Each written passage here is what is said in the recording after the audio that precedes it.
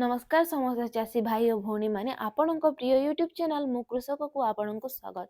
आज रही वीडियो रे आमे एमिति गोटे चाष विषय कथा हेबा जेउ चाषटी कम जमी रे करि हेबो कम समय रे लाभ देबो गाँव युवक चाषी गृहिणी समस्ते करि परिबे जहा द्वारा अन्य उपरे निर्भर हेबाकू पड़िबनी। सेही चाषटी हेउछि पोल्ट्री चाष। आज मु आपणक पोल्ट्री चाष विषय रे ए टू जेड कहिबी। प्रथमे आमे जानिबा पोल्ट्री चाष कहिले कोन। पोल्ट्री चाष माने कुकुड़ा बतक टर्की इत्यादि पालन करी मांस किंबा अंडा उत्पादन करी बाजार में विक्रय करी आय करने को बुझाए। आम ओडिशार अधिकांश लोक पोल्ट्री चाष कहले मुख्यतः कुकुड़ा चाष को ही बुझंती। आज आम मुख्यतः कुकुड़ा चाष उपर ही आलोचना करिबा। एबे आमे जानिबा पोल्ट्री चाष केते प्रकारर। पोल्ट्री चाष मुख्यतः दुई प्रकारर। प्रथम हेउची ब्रॉयलर चाष, द्वितीयतः हेउची लेयर चाष। ब्रॉयलर चाष कहले कोन। जो चाष मांस करा जाए ताहाकू ब्रॉयलर चाष कहा जाए। ब्रॉयलर चाष रे कुकुड़ा खूब शीघ्र ग्रोथ हो जाए। मात्र 35 रु 45 दिन रे सेमाने बाजार रे विक्रय पाई प्रस्तुत हो जाती। एबे आमे जानिबा लेयर चाष कोन। जो चाष अंडा उत्पादन पाई करा जाए ताहाकू लेयर चाष कहा जाए। गोटे कुकुड़ा साधारण 5 मासरे अंडा देबा आरंभ करिथाए एवं प्राय 1 वर्ष रु 1.5 वर्ष अंडा देइथाए। एबे आमे जानिबा पोल्ट्री सेट केमिति बनाइबे। चाषी भाई माने पोल्ट्री सेट तैयारी करबा पई आपनको प्रथमे एक सठिक जगार चयन करने को पड़िबो। जगाटी उच्चा रहिबा दरकार एवं पूर्व किंबा पश्चिम दिग चयन करंतु जहा फल रे वेंटिलेशन ठीक रहिबो। खरा कुकुड़ा उपरे पड़िबो नाही। जदि वेंटिलेशन ठीक रहे तेबे कुकुड़ार ग्रोथ ठीक हुए एवं मोर्टालिटी चांस मध्य कम रही थाए।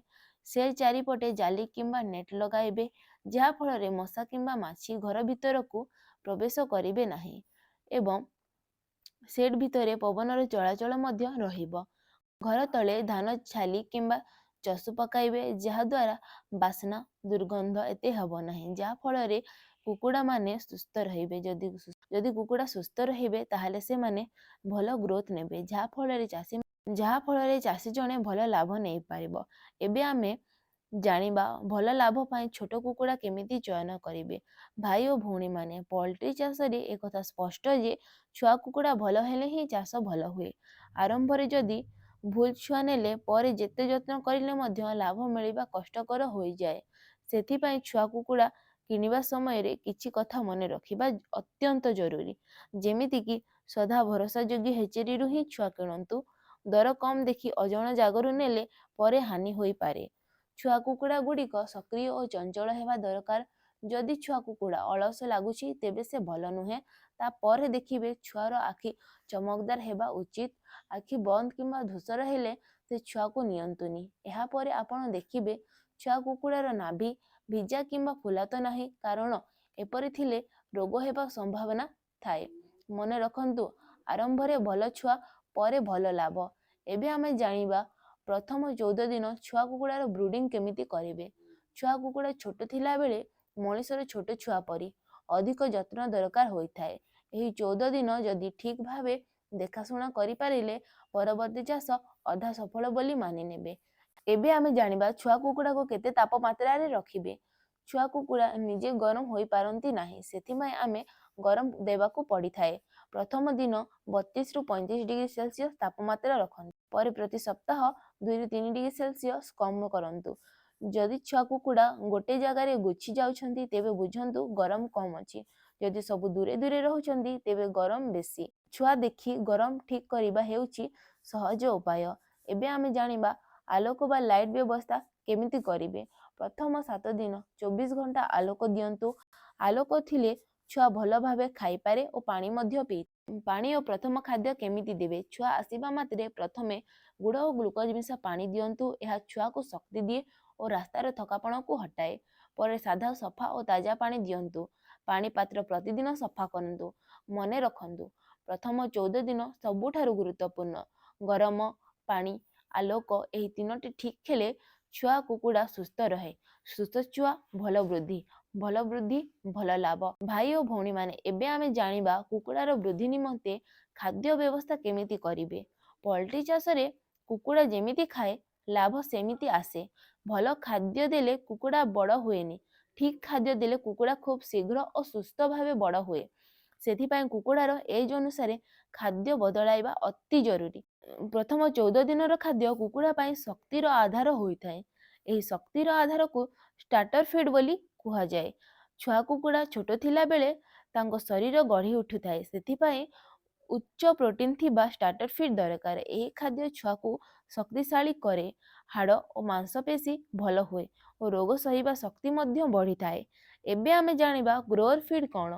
15 ଦିନ ପରେ ଛୁଆ କୁକୁଡ଼ା ଧୀରେ ଧୀରେ ବଡ଼ ହେବା ଆରମ୍ଭ କରେ। ଏହି ସମୟରେ ଗ୍ରୋଅର ଫିଡ୍ ଦିଆଯାଏ। ଏହି ଖାଦ୍ୟ କୁକୁଡ଼ାର ଦେହ ବୃଦ୍ଧି କରେ ଓ ଓଜନ ଧୀରେ ଧୀରେ ବଢ଼େ ଓ କୁକୁଡ଼ା ସକ୍ରିୟ ରହେ। ଏହି ସମୟରେ ଅଧିକ କିମ୍ବା କମ୍ ଖାଦ୍ୟ ଦେବେନି, ନିୟମିତ ଭାବରେ ଦିଅନ୍ତୁ।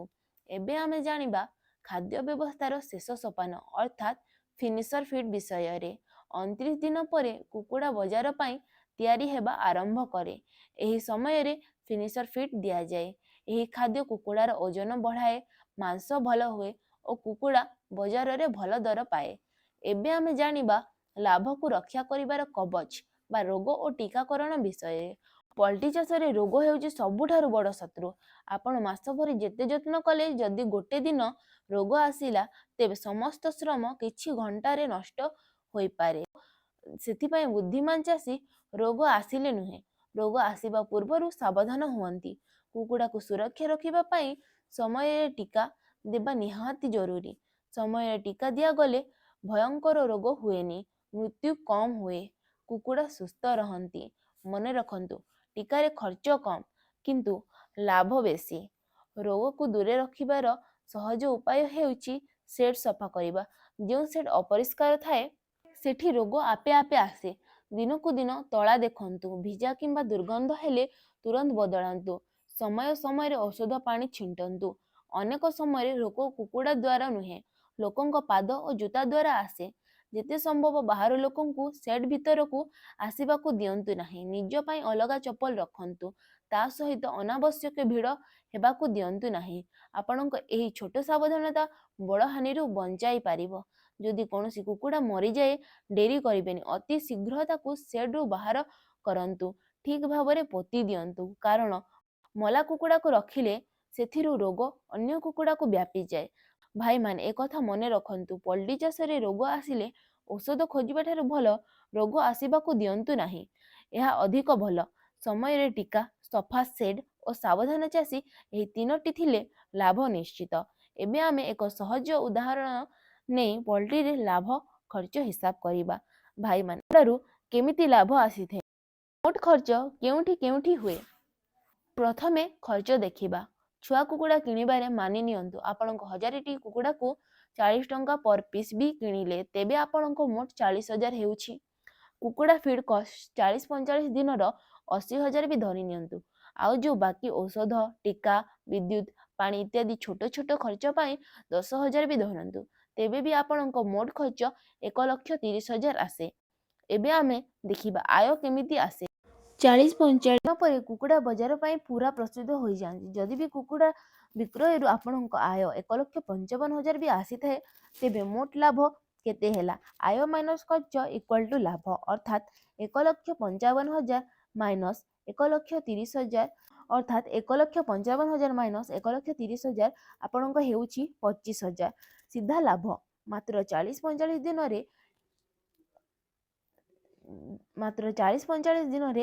25,000 ଟଙ୍କା ଆପଣଙ୍କ ଲାଭ ହେଇଯାଉଛି। ଏକ ମାସ ଭିତରେ ଏତେ ଲାଭ ଯଦି 40-45 ଦିନ ପରେ କୁକୁଡ଼ା ବଜାର ପାଇଁ ପୁରା ପ୍ରସ୍ତୁତ ହୋଇଯାଆନ୍ତି।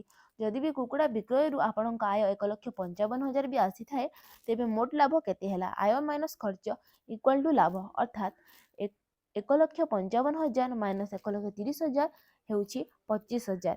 ସିଧା ଲାଭ। ମାତ୍ର 40-45 ଦିନରେ। ଏକ ମାସ ଭିତରେ ଏତେ ଲାଭ ଯଦି ବର୍ଷକୁ 6-7 ଥର ଚକ୍ର କରିଲେ ଲାଭ 1.5 ଲକ୍ଷରୁ 2 ଲକ୍ଷ ପର୍ଯ୍ୟନ୍ତ। ଯଦି ସଠିକ୍ ପରିଚାଳନା ରହିଲା, ଲସ୍ର ସମ୍ଭାବନା କମ୍।